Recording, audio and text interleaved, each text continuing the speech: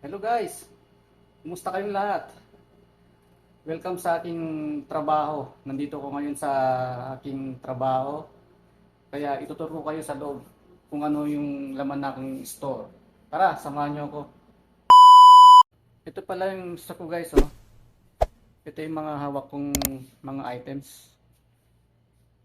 Karamihan mga filters.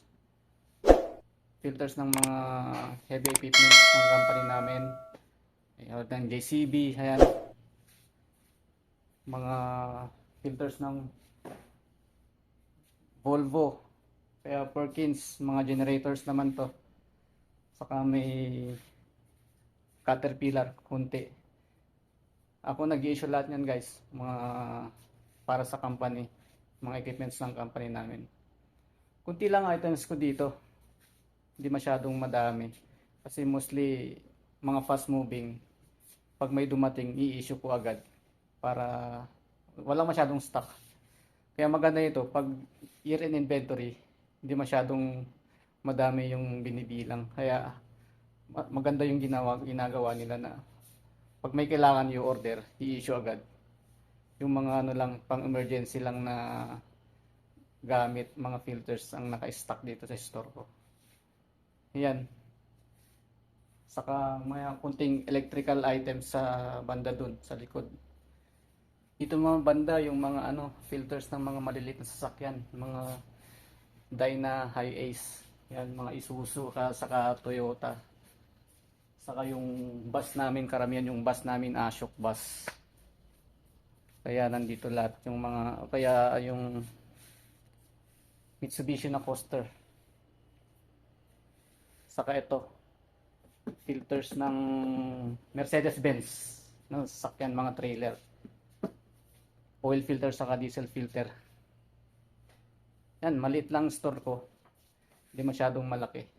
Kaya lang maraming paperwork ang ginagawa, kaya doon halos naubos yung oras ko sa opisina.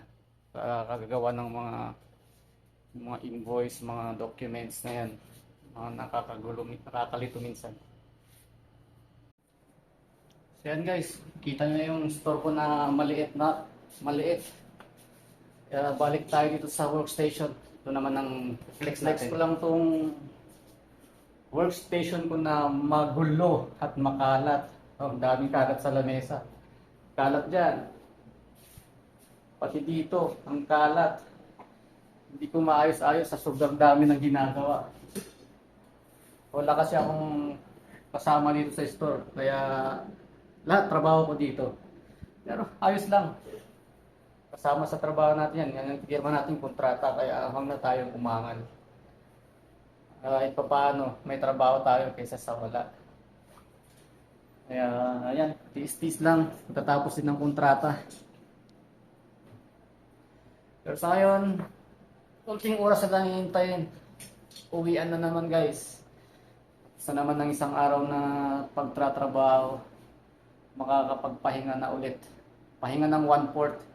Bukas balik trabaho na naman. Ayan guys, yan ang buhay OFW. Trabaho. Kunti ng pahinga. Para sa pamilya yan. Lalaban tayo para sa pamilya. Kaya tayo nag-abroad para sa kanila, sa atin na rin. Kaya tsaga-tsaga lang. Makakauwi rin tayo sa Pilipinas. So yan guys, hanggang sa muli. Bye!